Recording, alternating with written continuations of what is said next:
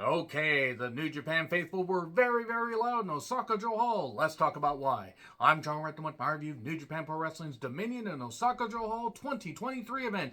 And soon, just 5 weeks away from the G1 Climax 33 tournament with A block and B block of action. Oh boy, I'm going to get a lot of use out of that when I review that tournament.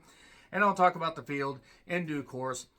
I can't say I loved everything on this show, but it was nice to hear a really lively New Japan Pro Wrestling crowd. Just Osaka-jo Hall, what a goddamn atmosphere. Some great moments at the Dominion and Osaka-jo Hall throughout the history. I mean, honestly, 2018, the 2 out of 3 falls, no time limit match between Okada and Kenny Omega. I mean, one of the best goddamn matches I saw in that decade. Tremendous stuff. This had some memorable moments. Some moments that might not actually be memorable for the right reasons, but I'll talk about that. The video package running down the card. I do also want to quickly apologize for not reviewing the Best of Super Juniors tournament. I'll give a couple reasons why. I didn't have time, and I didn't have a whole lot of interest. I did see some of the matches. Teton versus Master Wato was a very good finals. And there were some other good matches, but guys, there's only so much time during the day, the weeks, throughout the months. I'm doing what I can. But anyway, Kevin Kelly, Chris Charlton, Gino Gambino on commentary. Gino Gambino looking quite slim. It's nice that he's a little bit healthier. I was getting a little bit worried before the pandemic hit. In all seriousness, they have great chemistry. They're a 3-man commentary team that I don't mind. Even if Gino's whole thing with Bullet Club gets a little bit overbearing in small doses, it's fine. So, Lance Archer taking on Will Ospreay. Will, ha ha ha ha ha, with his hidden blade, ha ha ha ha ha. I don't know why I turned him into the Count all of a sudden. But yes, Ospreay versus Archer. U.S. tournament final. Pretty good stuff. They started the crowd hot. This crowd was into it. Archer with tremendous power. The fact that he's still able to move as well as he does despite having had major back surgery, a few years prior. I think it was like a number of years prior, but still. And he's in at least his mid-40s, if not approaching 50, and still able to move well. And Ospreay, his body's basically being held together with super glue and duct tape at this point. There was a sky twist to a pop, jump start by Archer before that. The Os Cutter for 2. That huge fucking chokeslam. Just Archer's like, ha, boom! And some other good stuff. But shortly after that choke slam, we did get Hidden Blade, Hidden Blade, Hidden Blade, Hidden Blade. 4 of them. 1, 2, 3. And Ospreay, to the surprise of absolutely nobody, is going to take on Kenny Omega at Forbidden Door. And that makes sense. Ospreay should get his win back. Omega doesn't really need the U.S. Championship. And this way, unless they suddenly want to have Konosuke Takeshita win the match, or win the title, but honestly, you could do Ospreay versus Takeshita at some point. That'd be cool. And let's see if Ospreay and Omega can even come close to equaling what they did in the Dome, which actually may still be my favorite match of the year. And then we got LIJ members Teton. I promise you, I'm going to stop laughing at how they say Teton. Teat. Perky Teat. I'm trying to be mature. No, I'm not. Teton, Bushi, Shingo, and Naito. Against just 4 of just 5 guys. Taka, Doki, Kanemaru, and Taichi. Taichi just isn't the same without Miho. I hope Miho Abe is doing very well. The usual, the crowd liked it. Nothing wrong with it. Taka got hit with the stomp. 1, 2, 3. It was alright. It was a fine 8-man tag. A little bit of a cool down. Crowd cheering Naito. And I'm just glad Taka is able to still do some stuff in the ring, but it's just obvious his high-flying style and just the fact that injuries caught up with him. It's actually a miracle that he's still walking the way he is. Just able to still do any stuff. And I mean that with respect, because he took some massive bumps early on in his career. So anyway, Kushida and Kevin Knight, the defending IWGP Junior Heavyweight Tag Team Champions, against TJP and Francisco Akira. Okay, so basically they won the titles from TJP and Akira, and guess what happened? They got him back. They got him. I didn't have really much to say about this match. It was all right. It's hard for me to get invested in anything TJP does because he has proven himself to be a brain parasite possessing moron, and his ability in the ring is good. He's not nearly as good as he thinks he is. Akira just kind of seems to be floundering. I mean, him and TJP are a decent team. The junior heavyweight tag division doesn't really feel important. Kushida is very good. Him and Kevin Knight are a good team. I just don't know what you do with them now. The knee collision, while TJP and Akira were trying to go for the double team finish, they collide. We get the Kevin Knight high drop kick. I mean, seeing him as Jet Knight on the independent scene in Washington State, seeing him wrestle in front of 150 to 200 goddamn people, and really good. I mean, brief interaction with him at a couple shows. Nice guy, super tall, super athletic, and just really, world class, great talent, up and coming, has continued to shine. I can't say enough good things about the guy. Really, really good. And him and Kushida, again, fine team. It's just considering the fact that this ended with double knees, or double kick, whatever, some weird finish. 1, 2, 3. The new old champs. So, all this time, Dan Mulroney, who was briefly in NXT UK, and I had to look that up because I remember the name, but I can't remember much about him. He's a fine-looking athlete, and I briefly remember his stuff there, and there was nothing wrong with his work. It's just nothing stuck out about it, but okay.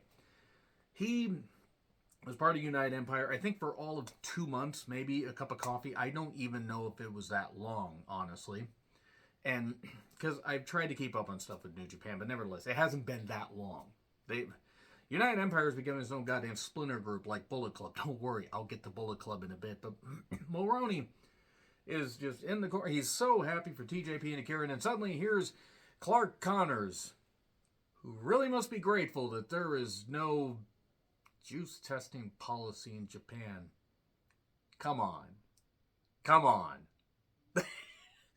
I don't throw out accusations. I just judge with my eyes. He ain't the only one. But nevertheless, he's like, okay, you guys won the titles. I'm going to come after you guys, and I've got a tag partner here. And, Dan Mulroney, curse your sudden but inevitable betrayal, because if they had telegraphed this any goddamn more, we would have gotten it in Morse code. Beep, beep, beep, beep, beep, beep, beep, beep, beep, beep, beep, beep, beep. So yeah, now we have Dan Mulroney as part of Bullet Club after Clark Connors was brought into Bullet Club by David Finlay. Great.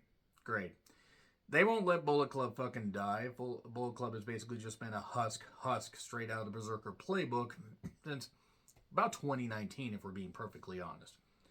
It has nothing to do with the individual talents. It's the concept. The NWO eventually died. The Four Horsemen eventually died. Other incarnations of the Four Horsemen just didn't work despite the talents. When it's time to stop something, it's time. It has been time to stop with the Bullet Club stuff. It is not too sweet. It is way sour. But, new challengers. And I did see interactions that Mulroney and Clark had during the BOSJ. So, they were doing that just to draw you into something that some fans might care about, but I don't know how many will. I wrote down, boy, Clark's juicing, isn't he? Zack Sabre Jr. took on Jeff Cobb in a New Japan Pro Wrestling TV Championship match. Good technical work. Power from Cobb. And it ends in a crucifix in about 7.5 to 8 minutes. I mean, he countered out of the Tour of the Islands. That's one way to do it. A little bit short. It wasn't bad. Wasn't bad at all. I love watching Jeff Cobb work. I love watching Zack Sabre Jr. work. I would like to have seen a few more minutes of this match, but the flash pin sort of... Zack Sabre Jr. is setting such a standard for the TV championship. Who's going to be able to beat him? Who's going to be able to beat him that's actually going to make it work just as well as he does? So then we get Bishamon, Yoshihashi, and Hiroki Goto against Aaron Hanare and the Great Okan. All hail. And House of Torture members Yujiro Takahashi and Evil with Dick Togo. And oh boy, it's... It's for the vacant New Japan Strong and IWGP Tag Team Championships. Okay, you know why? Because apparently Mark Davis suffered a torn meniscus. I hope that he's going to be able to recover soon, but if it's anything like the one that RVD suffered, he was out for a while. So I really hope that if it's a complete tear, he's out at least 7-8 months. Which means that we're not going to get them till probably sometime in January. Maybe we get them back at the Dome, in the Dome, even though they're working for AEW. Apparently Tony Khan paid for Mark Davis' surgery. I'll give him credit for that. He will do a lot of good stuff for the wrestlers. But anyway, this is a vacant 3-way double championship match, and this would have been a lot better if House of Torture was nowhere near it. Nowhere near the match, nowhere near the building. Why aren't they drowned in a river? At least the concept. Drown the Bullet Club and House of Torture concepts in a river. Preferably the river where Onita got an infection. Remember that one? Remember when he got all cut up and jumped in that river? That was a bad idea? Onita was weird and a nut and stole money from people. Let's move on from that. The House of Torture stuff, they keep insisting on House of Torture. I don't know who's booking, who's putting this goddamn thing together, whether it's Gato, Dick Togo, whoever. Whoever's putting it together should be fired. The timekeeper got knocked over. It was funny, the first or second, maybe the third time, and now it's just stale. And I know the idea, let's make a heel group so detestable, but when it drags down the quality of a match, when you have 4 pretty good workers, I'll even throw Yoshihashi in there as a pretty good worker. He's as bland as fucking toast, or maybe white bread. You could throw butter on there and it would still have more personality than goddamn Yoshihashi. He's not even buttered bread, but he can work. And even Evil can work, but Evil at this point, God, he's lazy. And Yujiro, you want to talk about a punching bag? And then they had all this bullshit, these buckle shots, the exposed turnbuckle stuff. They had Yo getting involved. There was a skateboard involved. Nobody cared about any of this stuff. The crowd was shitting all over it because they're tired of it. And now they can let people know. And by the way, Hanari got a chance to shine. A lot of good this match did for anybody talented involved. And Shoto pinning, I think Yujiro got pinned. All I know is Bishamon now are double champs. They'll have to lose the New Japan Strong tag titles at some point because I think New Japan Strong, the U.S. brand is coming to Japan on July 4th. July 4th or 5th, or maybe it's both days. That's probably where Bishamon will lose the titles to a team, maybe the West Coast Wrecking Crew, assuming they're still together. They need to revamp, rebrand. They need to do a lot of stuff with the tag division in New Japan. They need to do a lot. They need good teams bad. I'm not even saying Aussie Open would have been able to set the world on fire, maybe go higher into the sun. But goddamn, them going down and them being signed to AEW, whew, this was rough. When House of Torture wasn't involved, it was fine. Anyway, then Gabriel Kidd and Alex Coughlin show up in Bullet Club shirts, and God damn it. Everybody involved in putting the Bullet Club stuff together deserves to be just, I would say eviscerated, but that's probably too harsh. Just fire them. Just fire them from the company. It was getting to the point, I literally almost turned off the show. I said, you know what, enough. This is why I can't watch a lot of New Japan anymore. Because this Bullet Club stuff, it's just all over the place. For a brand where, yeah, maybe they sell some t-shirts. So do a lot of other wrestlers, and eventually they just have to move on from something. They attacked Bishamon. So Gabriel Kidd, who I believe had a freaking meltdown, several meltdowns on social media. So I don't know how stable that guy is. And Coughlin, who looks great, they're toast. You put Bullet Club stuff on there. Now we have hits under David Finley's, vision. And David Finley has cataracts in one eye and blind in the other, apparently. Enough goddamn Bullet Club is what I know. The G1 Climax Field. Let's go over the G1 Climax Field. Okada, Naito, Sonata, Ospreay, Tanahashi. Probably Tanahashi's last G1. David Finley. I mean, that makes sense. Shota Umino. Makes sense. Shingo, Ishii, Tamatonga, Tangaloa, Goto, Yoshihashi, Yano. Needs to be Yano's last G1. Kenta, who just won the Defy Championship from Nick Wayne at the most recent Defy show that took place about a day ago as of this recording. I didn't go, not because I don't want to support local independent wrestling, and not because I don't want to support good talents. I'm tired, guys. I'm tired of, basically having to burn the candle at both ends, and there are just some things I can't fucking do. Also, Defy has no way of doing their tickets properly where anybody like me can get tickets even in the first day or minute or two of pre-sales.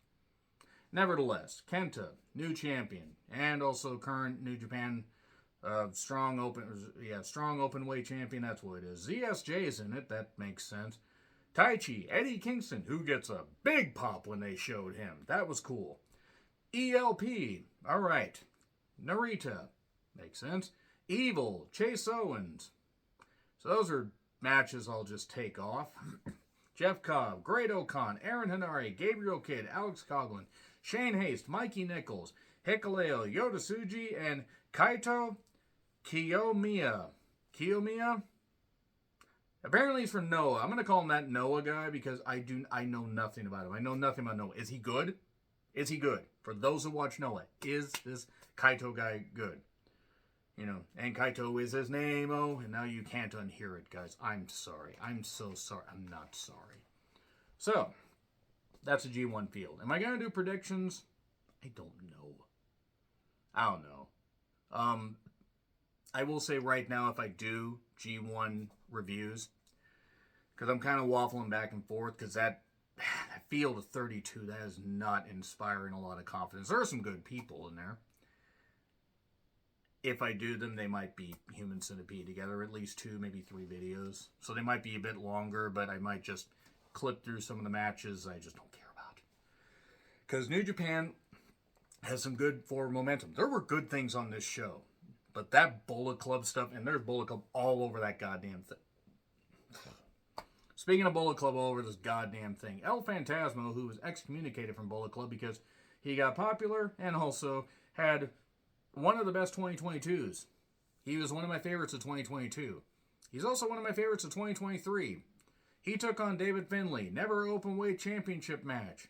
The new recruits are at ringside, just to further the whole thing that, good God, they are just bound determined to grind this Bullet Club, corpse just down and down. Grind the bones to make, poison bread. Which I will gladly take poison bread, anything to stop watching Bullet Club at this point. I hope Bullet Club dies soon, end quote. If you are a Bullet Club fan, you are not going to like this review. Probably should have said that in the beginning, but too late. I thought David Finlay might actually, where I was willing to give it a chance, him, after he attacked Jay White and became the new leader of Bullet Club. Yeah, well, I'm sorry I suggested that it might work, because it's not working. We're, 3 months into this thing? Almost 4 months? It is not working. David Finlay is here, and they're trying to make him here. I'm not saying the guy isn't a hard worker, but this is bad. This is really bad. And crowd loved the ELP. Oh, look, a table at ringside. More shenanigans. This club stuff has gotten old. ELP herniated every disc in his back, carrying this, stringy-haired sack of shit is what I wrote down.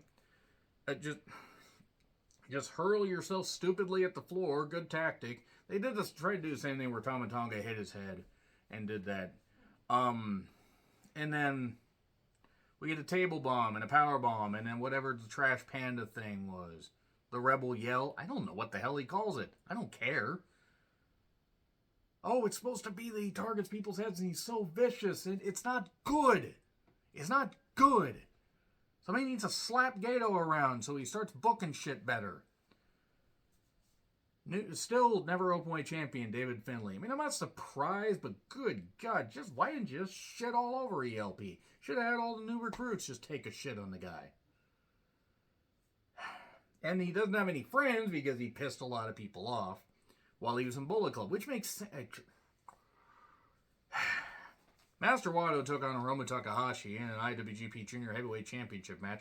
The crowd was kind of split. There were people that were cheering for Master Wato. I assume that some of them were even allowed out of their house without adult supervision. In all seriousness, Master Wato is a pretty good professional wrestler. He is blander than Yoshihashi. They found somebody blander than Yoshihashi. Good job! So anyway, we got a bump on the ramp. Just take a suplex on the hard ramp and bust your back. It's fine. It's fine. Wato can wrestle. He got that nice double arm neck trap that he does. That was good. We get a dive. We get some moves. It's just I started to zone out here because of the Bullet Club stuff. Even though this match was well wrestled, I did not believe for a goddamn second Wato was going to win, and he didn't. He did hit that delayed overhead German that's beautiful. He should use that for a finish because he's strong as a goddamn ox to do that shit. 1, 2, kick out. And then eventually time bomb 2, 1, 2, 3. So there you go. And then, so I thought somebody was going to come out and challenge Hiromu. No. Then we get a package on the 6-man championship, dealie and all that. There were questions of whether Claudio was going to be able to make it, apparently because of a typhoon that hit some part of Japan. I hope everybody's all right. I don't remember the name of the typhoon. I don't remember where it hit. It's not that I don't care. I just genuinely do not remember. The entrances took 4 years. Actually, no, that's unfair. Shota, Mox thing. You make Osaka sing. And then make the Johal Groove the Mox thing. No, he actually had his New Japan theme. And then Claudio was there. And then Okada, Tanahashi, and Tomohiro Ishii make their way out. If they are not careful, they're going to have to start wheeling Tanahashi out to the ring. Never openweight 6-man championship match, which really, I think Okada said they should call it the New Japan or the IWGP 6-man championships. Yeah, they probably should. Shota just absolutely he wants to get at Okada, and Okada's like, fuck you. Ref Red Shoes. Shota Umino's father. And it was good to see Claudio in New Japan ring. I assume he's been in New Japan before he went to WWE. I don't know how long ago it's been. Obviously, well over 10 years. And good pace. The crowd was into it. There was nothing wrong with this match. It was cool to see Mox back in a New Japan ring. And the giant swing was really, really cool. He did. Claudio did that on Okada. Mox was no-selling Ishii's offense and got busted open. Mox is bleeding. By the way, I did actually enjoy this show, but there were things that were irritating me with it. Mox will just bleed if you even mention his name. So this probably busted the moment he probably busted open getting on the plane. Okada and Shota going at it again. Then we get the giant swing that I talked about. The Shield Power Bomb. Ooh, speaking of things that people won't let die. Now Okada is mad. Now you're provoking him, Shota. The package DDT and the melee, and Okada just, basically they said on commentary, Okada will just finish him off with the, the Moneymaker because the Rainmaker is too good for Shota. It's like you're not worth the goddamn Rainmaker. Well, eventually you had to hit the Rainmaker. 1, 2, 3. Okay. I mean, Shota taking the pin wasn't really that shocking. If Claudio and Mox were going to be in New Japan a little bit regularly, then they might have switched the belts. But who were you going to pin? All 3 of these guys are in the G1. Only Shota's in the G1 on the other team. And there you go. Mox says, you say you're the best. Well, we train with the best. And we train with the best wrestler. And we have a message. And then we point to a man walking in apparently the Grand Canyon or somewhere where Wile E. Coyote was holding up a sign, help, and then fell down. Meep, meep. And then it's Bryan Danielson. He challenges Okada. He says, you're the Rainmaker. Well, you're going to be in the desert. Something like that. All I know is this may actually be exactly what Danielson needs. No, scratch that. It is exactly what Danielson needs because after last week's abysmal Anarqueef in the arena match that made me never want to see any of those 8 guys again, I will watch Danielson versus Okada. Okada accepts for Forbidden Door. You just sold me the pay-per-view. I mean, I was going to buy it anyway, but you just sold me the pay-per-view. People will buy that. People will want to watch Okada and Danielson. Don't screw this up, please. Don't screw this up. But the crowd was chanting yes. That was kind of nice. And then we get a Yota Tsuji entrance, Sonata entrance. All of LIJ, including Teton, are there. I don't know how I feel about this new LIJ. And Sonata has the rest of the the 4 guys in there. And it's the IWGP World Heavyweight Championship match. Yoda's smile is off-putting. It's supposed to be like, I think he's just a rebel. He's a rebel. And he feels that he's so good because he was on excursion and all that, or he's just nuts, or he doesn't know what the fuck his character's supposed to be. And you know what? I know that people love Sonata. Usually, the crowd, they're into the members of LIJ. They're even into Teton, sort of, kinda, maybe. They ain't into Yota. And I know that Yota just came back from excursion recently, and he's been working, I believe, in Mexico, in Europe. He's been doing some stuff. He's good. They just shat on him like crazy. They shat on him like you wouldn't believe. He did hit a nice dive. He can work. He has definitely improved his skills.